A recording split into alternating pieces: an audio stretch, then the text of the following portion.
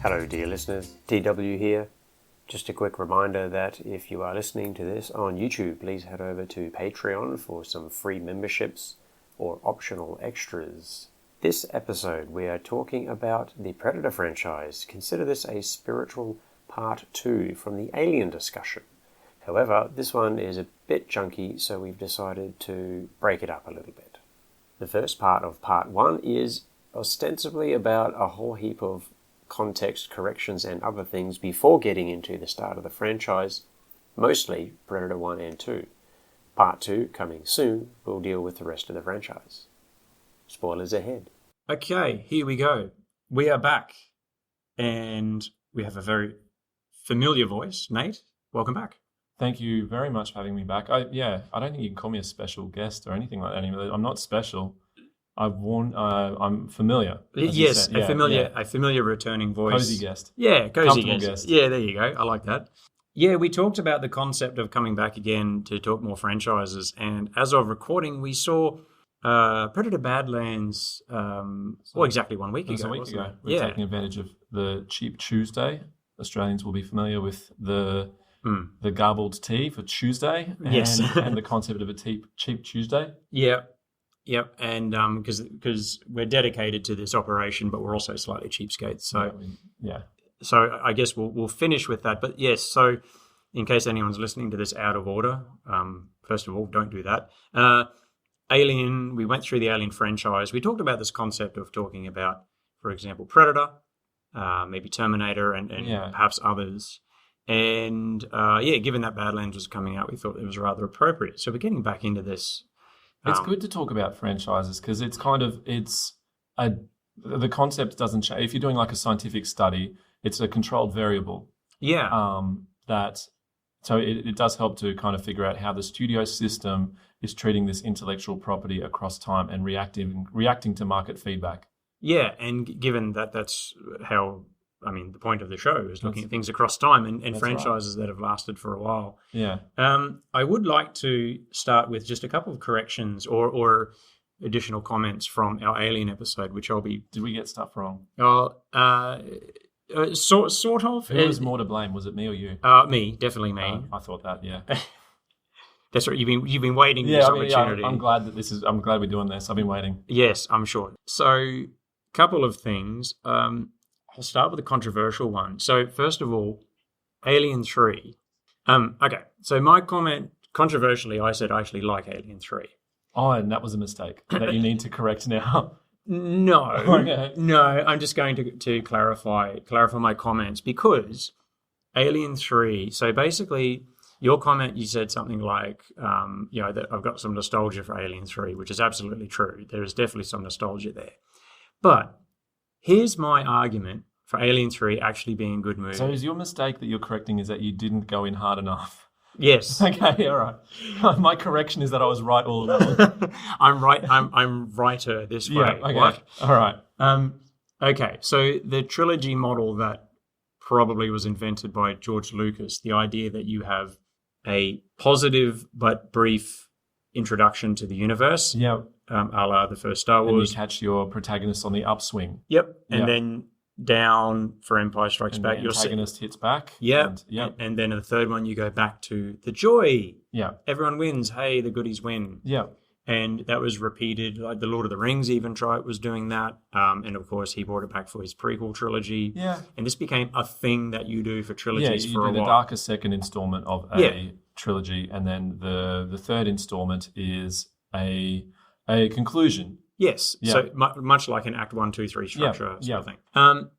I'm going to suggest that Alien 3 helps deliver that in the inverse perfectly. If you look at the original trilogy, because they were trying to close out the trilogy, the original Alien was, I think, saying space is miserable because it is pretty miserable all around. Yeah. And the alien, among other things, we did mention this, the idea that the alien was kind of a metaphor for the hostility of space. Yep. So Aliens is the uptick, despite the fact that most of the characters die. And then Alien 3 being a miserable experience, killing off all our loved characters, is so on theme with the first that I think it So it's as you say, it's an inverse. Yes, an inverse trilogy. And fair enough, most of the audiences bounce right off it, which is understandable. Yeah. I think there's a reason why you do it the other way. Yeah. But if you look at just those 3 films, because there was only supposed to be 3, obviously they were tying this thing in a neat bow, which didn't stick. And they were really saying, this universe is miserable. And I really applaud them for that. Yeah, I can see that. I also understand, like I said, why people go, yeah, no thanks. Not what I asked for. Yeah, I mean, I guess I've never conceived of Alien as a trilogy, because as long as I've been conscious of Aliens as a movie, there's been 4 of them. Yep. And Star Wars. Yeah, Star Wars was a trilogy. Yeah. I mean, if Resurrection had turned up 15 years after Alien 3, but it was within 5 years it came out. Yeah, that's it. I don't disagree, and I'm not arguing. I don't know enough to argue. But if ever Alien was conceived as a trilogy, I think that was like the way any money-making franchise, they're always just planning whatever the next one's going to be. Oh, sure. Yeah. It's a trilogy, and then but then it's a quadrilogy. Yeah, but then what now? Yeah. And so I never really conceived of that. I don't hate that. I just don't think Alien 3 is neat enough to pull it off. Yeah, I mean, like I said, I still acknowledge it's got its flaws, and I'm not going to say it's a classic by any means, but maybe it's just me trying to justify my nostalgia-proof shield. Yeah, but fair enough. There it is. Yeah, no one's going to accuse you of not having put enough thought into it. Yeah. Perhaps the opposite. It's not an undercooked opinion. Correct. Yeah. You can overbake things. The other thing I wanted to mention, I wanted to clarify when I said in Prometheus, I think I misspoke when I said that the characterization in Prometheus was good. Well, I think what I meant to say is that the characterization was distinct because we were talking about Romulus. Wow. So my comment, yes. Alien Romulus, I said I was confusing the because characters. 2 of the male protagonists are very alike in appearance and tone. And whereas Prometheus, I was saying they were, when I said good, obviously they weren't. They were poorly written. But they were distinct. Yeah, they were distinct. Yeah. Old mate with a mohawk, great. So when he turns into a weird zombie thing, I know who he is. Fantastic.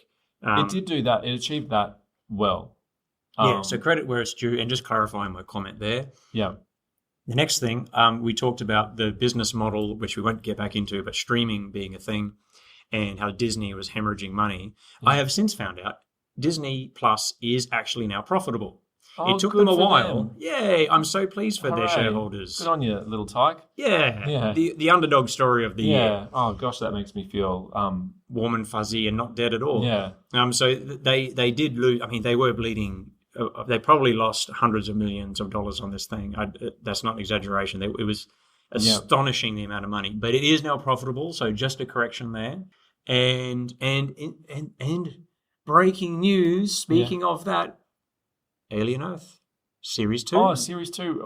And I'm sure because of production times, it'll be out within the next few months so that you don't have to wait 3 years for the next series. Yeah. But anyway, that's repeating what we said last time. That's good news, but...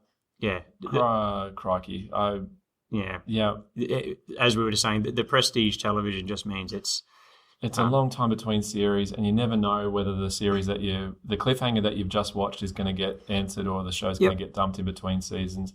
It's hard to, unless the show is in very strong creative hands, it's always a risk getting involved and falling in love with a new series, I think. It is. And that's why modern streaming shows aren't really my bag, I think, for that very reason. I can see, this thing ran for 5 seasons and tied up nicely, apparently. Oh, good. Now maybe I'll invest some time. Yeah, I think that's the way to do it. Yeah, it's the slow viewing. Yeah. And I made this note, but I can't remember exactly where it came up. I think we made comments about Ian Holm, the fact that he came back through AI and we resurrected the dead actor. Yeah, not Prometheus, Alien Romulus. In Romulus. And the comment I wanted to make, Ben, is what's the point? Because, who is that for? That's a 50-year-old movie. Well, more or less. So Gen Z's not going, oh, good, Ian Holm's there. My favourite. Yeah. And the comparison I had, it'd be like if you did a spin-off to, say, Casablanca. in the 90s, and then it's like, here's Humphrey Bogart's AI generated thing. You go, who's watching that? I don't get it. That it could have just as easily been, because it's an Android, and there's so many different models of Android in this universe. Just make it somebody else. Yeah. But that's such a Disney thing to do. Disney loves that crap. Yeah, I understand fan service, but fan service from a movie from 1979. Who are you trying to reach with that? Adult nerds. Yeah, nerds. But adult nerds, maybe I'm moving in the wrong circles. We don't like it as we are dealing with our own mortality. Yeah. Like, I really dislike the idea of dead actors. Yeah. I don't want people manipulating my image or, after I die. Yes. Like, let me rest in peace. Yes, please. Don't parade me around like a marionette. The fact that we even if we're not actors, we feel like we may need to put that in our last will and testament. Don't use my image for anything, please. Yeah.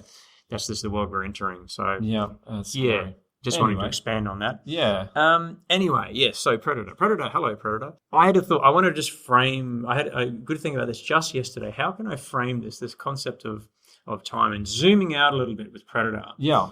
And what I've thought about was this idea of if you were born in the 90s and you grew up functionally in the 2000s and beyond. Yeah. And you would just say, okay, there are just movie monsters around. So you've got your Frankensteins and monsters and Dracula and blah, blah, blah. Then the modern ones, you have Freddy Krueger, you have Michael Myers, you got the Alien, you got the Terminator, etc. Yeah. And they're just kind of there. Yeah. But I like the idea that that's actually unusual in cinematic history. What I mean by that is, from day one of cinema, basically, we had monsters. But I'm talking about ones that transcend their time. Like the fact that people might still dress up as Frankenstein's monster when that movie is nearly 100 years old. I'm talking about really being transcendent, iconic cultural icons. Yeah. I think, Frankenstein and like those classic universal monsters, they have transcended the medium of film. Absolutely. I mean, they didn't originate in the medium of film, but they are just cultural monsters. They are Halloween costumes. Yes, and the fact that they're doing it for so long. Yeah. So that was the early 30s. Then there's a second cycle that starts right at the end of the 30s because people went away from it. Then they came back, and the Universal, among others, went sequel. So in the 40s they came back. Then the 50s hit, and nothing really replaced them. So there were horror movies, but there was nothing. It was like we were worried about the atomic age, and I got a theory that pairs with this. I think it complements it. Okay. It's my monster theory, and I've spoken about this to anybody who will sit still long enough to listen. Sure. That a monster sticks because what it is, the theme that it is playing on is like relevant and has resonance with the audience. It's not necessarily the good monster, it's the good fear that it evokes. And so Frankenstein is the fear of science going too far. Absolutely. And that we'll lose control of our creation. Yep. It's the original mad scientist. The Wolfman or werewolf, that's the fear of losing control of your like cognitive power. Like you'll be crazy for one night a year. One night a month. Yeah, inner beast. Yep. Zombies is the fear of other people and that they will, the crowd will want you one day and you won't be able to do anything about it. Yep. And I feel like during the 50s, we transitioned to aliens. And that is directly after World War II where we fought the Japanese. And it's a bit racist, but we were coming up against a foe who were shorter, different facial structure, and they were using their aircraft in a way that we found, like the Allies found quite scary and inhuman. And I think that, and the experiments done by the Japanese in the POW camps, all that sort of stuff, that informs a cultural fear of the alien that becomes our alien stories, or our UFO stories. And then in the 80s, we do have Alien, Predator, and Terminator, and I think those things do have a fear that makes them sticky in the popular consciousness. And I think Alien, as we talked about, is sexualized violence. Terminator, I think, is consequences for humanity's messing about in AI. Technology. Yes. Predator, I think, has to do with our place in like the animal hierarchy. And that it might be usurped. Yes. And I think they're not necessarily things that make people stay up at night in fear. No, but it's there. Yeah, they're things that are fun to play with. Yeah, and the fact that that's a really interesting idea, which might explain what I'm getting at is the idea that in the 50s, that the iconic ones were at the end of the 50s when Hammer said, "Oh, we're going to remake those originals." So the most iconic things were what's old is new again, but now it's in color, and you get Christopher Lee and Peter Cushing, and Christopher Lee played Dracula and Frankenstein's monster. Yeah, right. And the Mummy, that was it. And the Mummy, he did all of those, and so he's just a tall, imposing presence. Absolutely, yeah, and he did pretty damn good job. So again, like the 50s and 60s didn't create anything lasting, and then it's not until the 70s, late 70s, and into the 80s, especially the 80s, where these things cement. So the idea that not just those three we mentioned, but you talk about Michael Myers in 78 in Halloween, is the fear of, it's because it was in suburbia all of a sudden, the idea of the immortal kind of serial killer, basically. Yeah. It's the every person and irrational hatred. He's just this evil presence. 78. 79 is Alien. By 81, you have Jason Voorhees from Friday the 13th. Yeah. We get Freddy Krueger in there as well. Freddy Krueger is on early 80s. Yeah. So within about, just like the 30s. So I get my overall statement here is just like the 1930s, where we had from 31 as Dracula, within 12 months you already had Frankenstein's monster, the Mummy, and the Invisible Man, all within about 12 months, smidge over 12 months. So then in the late 70s, early 80s, bang again. But apart from those two times, as far as I guess, what would you call it? A high density of really iconic. It doesn't really happen any other time, does it? I think it's just these two. It hasn't happened since. Like in the last decade, we've had a renaissance of, I would say, intelligent horror movies. Yeah. But they're not creature-driven or monster-driven. No, they're concept-driven. And if you think about the ones that came next, I think about the different tiers, like Dracula, Frankenstein, the Gigas, Alien are top tier, absolutely top tier. And then you get the B tier, which comes out in the 90s, like Ghostface from Scream. Yeah. And then you get the C grade, which is like, I Know What You Did Last Summer, is just a dude in a mask. Yeah. And they do become iconic, but they're definitely C grade. Yeah, they don't have the C grade. Yeah. I think most people, if you showed a kid Frankenstein, they'd be able to recognize Frankenstein. If you showed anybody in the world, they'd be able to recognize Frankenstein. Yeah.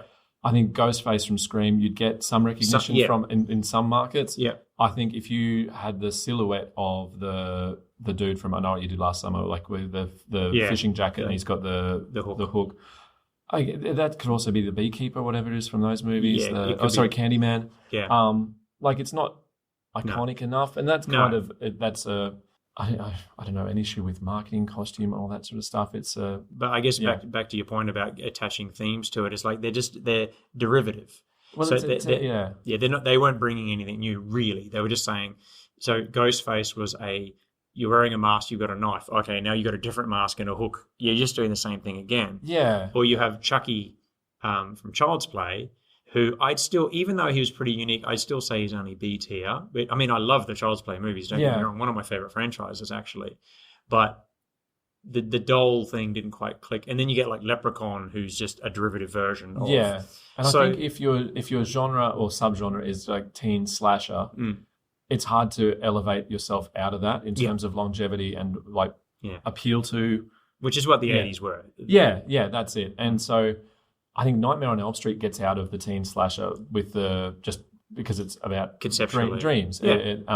And Hellraiser gets out of that space as well a little bit. Yes.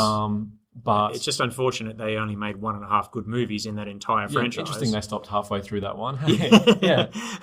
About when the money ran out, I think. It's interesting to talk about that sort of which monsters and which which killers have staying power. They've stuck with us, and why? And I think you've summed it up pretty well there. And that's interesting because, like I said, I just grew up and they were there. And it was only a few years ago when somebody framed it as like Predator and Alien and Terminator, Michael Myers, they're our generation's Dracula, Frankenstein, or the rest of it. And I went, hang on, they are too. Like, what are the iconic ones from the 50s and 60s? they didn't make it out of the 50s and 60s. There were a lot there. There were loads of horror movies, but I think we just get UFOs and flying saucers. Yep. Oh, and Godzilla. Yeah, Godzilla and the Blob, maybe. Yeah. And the giant ants from They Live. Yeah. Is that what that one's called? Or them? Or they? They? You're one of them. Yeah, something like that. Yes. But that's all like Atomic Fear and it's World War II. It's a shadow of World War II, all that sort of stuff. Yeah. But none as interesting and malleable as that run we get in the 80s with Alien, Predator, Terminator, Freddy. It's an extraordinary run, and not to mention the reaffirming of it. Like, okay, Halloween and Alien are 70s, and when you watch those two films, the first Halloween, first Alien, they're very much rooted in the 70s and the 70s style. Yeah. But their sequels really cement them as 80s franchises. Like, they became iconic. Yeah. In the 80s, without Aliens, Giga's creature would have had some notoriety and still would have been talked about. But it was Aliens that really cemented it as a franchise and made it go. Yeah, so it was this, as we talked about last time, in the context of 80s slashes and teen slashes, you had Aliens going away from that a little bit, going to the action side. So it's interesting just to frame all that. Which brings us to the first Predator, I suppose, because it's very much like Aliens. It came out in 87, if I'm not mistaken. Yep. Aliens was 86. The idea that you've got action horror, which is very much what Predator is. It's definitely horror, but it's very action-driven. And we were talking about this before going into Badlands, wondering whether this, like, is that the formula for a Predator movie? Is you have a movie of a different genre, and then at some point, the antagonist switches from that genre's formulaic antagonist, and it becomes the alien. Yeah, the Predator is the new antagonist. Yeah, and is that the formula that applies to all of these movies? Is it the formula that applies to only the successful movies? Mm-hmm. And how does Badlands? Yeah, is the formula that? Is it the formula? Should it be the formula? And as you say, is it... Or is it just the successful formula and other ones have tried? And because I think Badlands is different. It is definitely different, but also similar and familiar, which we'll have to get to. We will. Let's. To be honest, I would like to breeze through the franchise a bit because I'd love to talk a lot about Badlands. Yeah. So let's just talk about, I suppose, briefly break them down as we go. So the first one is very obviously an 80s big muscle testosterone action film. Yeah. It's a Schwarzenegger vehicle. It is. And then they attach this sci-fi horror thing into it, which no one had done, at least not to this degree. Like, for context here, he was a massive star by this. Not his peak. No. Terminator 2 is probably where early 90s is where he peaked. Yeah. But he was definitely a very big star. He was a big star. And this was, is it John McTiernan? The director? Yes. This is before Die Hard. Yep. But he was doing all right. He was a name. He was a name.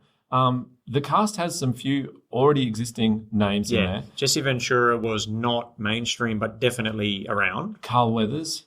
Yeah, he was obviously... I had no idea who he was at the time. I just knew him from Predator. Yeah. He references in Predator, behind the scenes. He's like, I did this movie about boxing. I have no idea what you're talking about. Yeah, right. And then as this little boxing movie out of Philly. Just this little thing that incidentally won Academy Awards. And one of the most successful films of the era. It's Rocky, by the way, just in case someone hadn't picked up. Some of your people are like having aneurysm. Say the name. Say it, yeah. Because when was Rocky 4 when his character died? That was late 80s. So it would have been around that time. Did he die in Rocky 4? Yeah. Okay. Yeah. You should. I've forgotten. That's the correct answer. Forget Rocky. Yeah. That's the one with the robot in it as well, hey? Yeah. Here's my review of the Rocky series in 8 seconds flat. Rocky 1, 2, and Rocky Balboa are a great trilogy, full stop. Yep.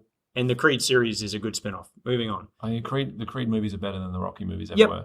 Yep. Yeah. There you go. We could... we saved ourselves an episode. We don't need to. Thank goodness. I can cut that out and release that as the Rocky bonus episode. Why is this bonus episode 8 the seconds Rocky, long? What's 9? Nonology? I guess. I don't know what we're up. Yeah. I wish it was 8 because I know octology, but... Yeah, fair enough. Anyway. Not oncology. Yeah, oncology. Wow, that derailed quickly. So anyway, Rocky 4 was a contemporary. Yeah. So he was in all 4 Rocky movies. The point, Carl Weathers was big. So the idea that you had this thing happening at this scale still probably, I guess, is like big B movie. Yeah, it's pants. The start of it feels very Commando. Yeah, of course, Commando came out in, I'm pretty sure, 85. I think it's 2 years prior. And it's even got Bill Duke in both of them. Yeah.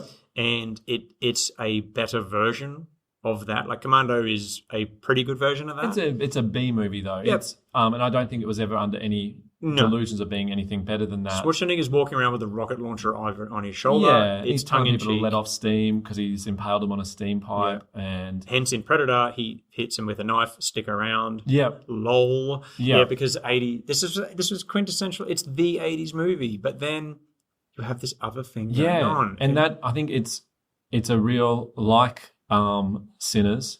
If we're looking for like poetry, it rhymes. It does switch genre a little bit partway through. It does, and that's very, very cool. It's exciting. It deals with tension very well and mystery. And what I like about it is that they don't know what's going on. No, which if I just mangle a discussion on Predator 2 here, I suppose the strongest point of Predator 2, because Predator 2 is basically it's very much an early 90s action movie. Yeah. If I forget when I rewatched that, how ridiculously over top the action is. Yeah. But its core is a police, like murder investigation sort of thing. I got my own take on it. It's a real it's a RoboCop movie with the alien introduced halfway through. Like it's a dystopian version of LA. Yeah, it was set in 1997. It was released in 92. Yeah, the world was a very different place. Yeah, the far out future of 1997. The tech wars of the early 90s have scarred which they all were predicting to happen 6 weeks after the movie came out, apparently. You're right. It is very post RoboCop. But what's driving the plot is Danny Glover's character investigating a murder. Yeah. And it plays out like he when the Predator's messing with him in the cemetery by leaving a necklace from his friend who has been killed, he's grabbing it and looking around for a human serial killer or something, or cop killer. And if you go in knowing that it's a Predator movie, you're just going, when's he going to face the alien? But if you get that out of your brain for a second, from Danny Glover's point of view, he's saying, how do I arrest this perpetrator? For a good 2/3 of that movie. Yeah. And I like the fact that it feels, yes, it's one part, you're right, it's very RoboCop dystopian, like the Jamaican gangs and so on. Yeah. Very over the top in the early 90s kind of way, late 80s, early 90s kind of way. And I think that all works. I don't think it's aged well, but for that point, from that time, it's over the top, it's bombastic. It's, I guess I'm a little nostalgic for that sort of stuff. Although by Lethal Weapon 3 or whenever that came out, I was pretty much over that sort of thing. Yeah. But there was a lot of fun to be had. They weren't worrying about films being realistic. So what a natural place to put an alien in there. And then the last third of that movie, very extended third act. Yeah. Predator rocks up. Yeah. So question, that's what it is. It's one of those, it's a different genre kind of thing and the alien's in it. Yeah. Does it work? What do you think? Does Predator 2 work? I don't think it does. If I had to say, I want to introduce this mental game I play with myself later on, where movie franchise strike rates. Yeah. I don't think Predator 2 helps the Predator franchise's strike rate necessarily. Yes. We'll quantify that later. Yeah. So you're saying it's definitely a step down from number 1. Yeah. Briefly, why? What's the what works in 1 that doesn't work in 2? I think it's too much. I think there's only one. In the mainstream mind, there's only one way to do a dystopian pop drama, and introducing a predator just makes it messy. Okay. So I think at that point there were B movies that had done like Warriors and had done that like gangland dystopia, Escape from New York. Oh yes. It wasn't new.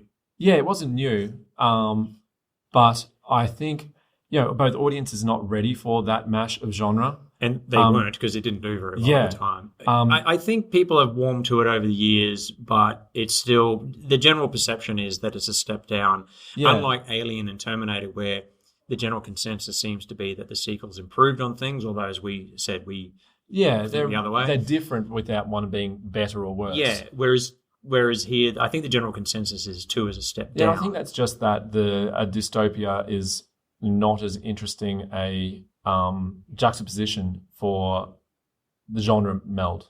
Yeah, I think it works generally. So it sounds like I'm going to be more favourable towards it. The reason I say that is because by 87, you could say that sort of testosterone-fueled Schwarzenegger-style film. He wasn't the only one doing it, of course. Him and Stallone were competing, shall we say. That is, I wouldn't say it was done, but it was, the peak was done, so let's inject something new. Yeah. So this dystopian thing was done, so let's inject something new. It's like, yeah, fair enough. It's interesting, like, because we're talking about John McTiernan, and he has a big, an enormous relationship with that action hero genre. Yes. Like he famously, he directed Last Action Hero, which was him and Shane Black, who was also in Predator. I'd forgotten wrote the script, and that was their takedown of this genre that they both helped create. This idea of satirical deconstruction of it. Which, and it bombed. It's a good movie. I love that movie. Yeah. It's genuinely one of my favorite Schwarzenegger films. It's and fantastic. Die Hard is an early. Yeah, it's John McTiernan kind of trying to do something a little bit subversive with the action hero, because John McClane in Die Hard he's not Arnold Schwarzenegger. He's a New York cop, and of course that doesn't. Bare feet. Yeah, that doesn't play now because there were then the 17 sequels and it turned him into a generic action hero. Well, I mean, but we want to talk about genre franchise strike rates. Oh boy, we can talk Die Hard one day. Yeah.